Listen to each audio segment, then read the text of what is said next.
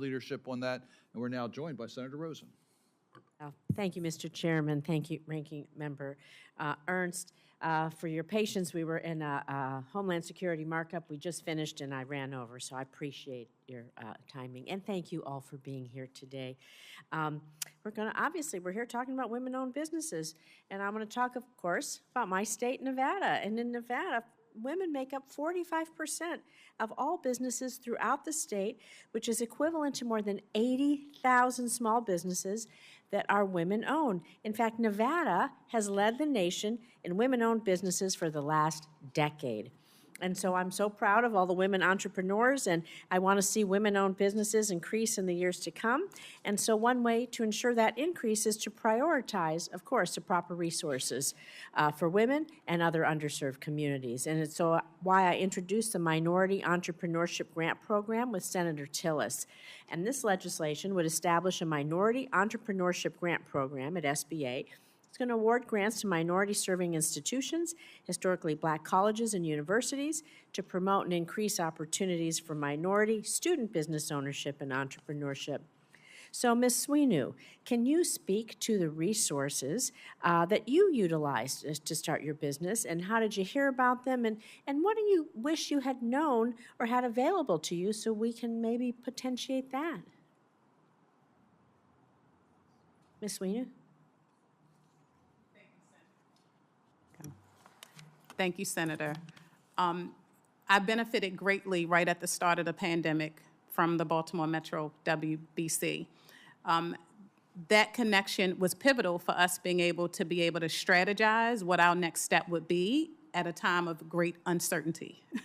So I was thankful that I knew about the WBC, but what I wish I knew before I jumped into entrepreneurship, that I had a mentor prior to. So a lot of our initial meetings was to clean up some of what needed to be cleaned up. So the first step, of course, is how important it is when a woman is ready to start a business, how connecting with the WBC is so important from the entrepreneur education perspective. Thank you. Thank you. I do agree. Mentors make all the difference in so many things, Next, I want to move on to reducing burdens for our small business owners, something that I think you all know about as well, and because there's many factors, as we know, that go into starting a small business. Develop your business plan, you register your business, you have to understand perhaps your compliance requirements, and of course so much more depending on what type of business it is. And I've heard from Nevadans about the complex process of starting their businesses and not fully knowing every operating requirement to ensure their business is up to par for their state standards. So it's important that the federal government creates a streamlined process for Americans to work through the oftentimes bureaucratic red tape to start a small business more easily. It's why I introduced the one-stop shop for small business licensing. It's going to require the SBA to create a central website for licensing and business permit information. All these materials kind of in the wish you had known before you started category. So again, Ms. Sweeney, can you speak about your experience in getting the proper licensing and permit requirements, and how difficult was it, and what else do you think we can do to streamline a little bit? Thank you. Because we are medical, we are part medical, so there's a lot of compliance around Medicaid, Medicare.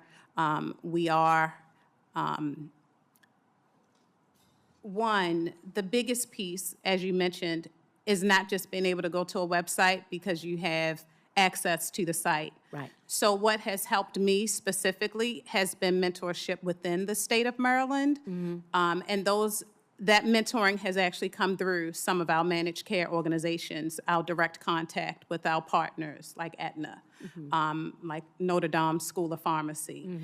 So what I think of, and in my experience though, wouldn't it be awesome, especially with the burden of healthcare right now, if there was actually a committee in place or an infrastructure in place that would help people who are interested in tapping into healthcare to be able to navigate the compliance much better. And we know then we would see a huge a huge increase in especially small business owners that would be willing to tap into Medicaid and Medicare reimbursement, which means more support for communities that need it the most. Well, thank you. I appreciate it, especially working on the workforce, skilled nursing, long-term care, all of those things. We're all going to need it. Thank you again, Mr. Chairman, Ranking Member.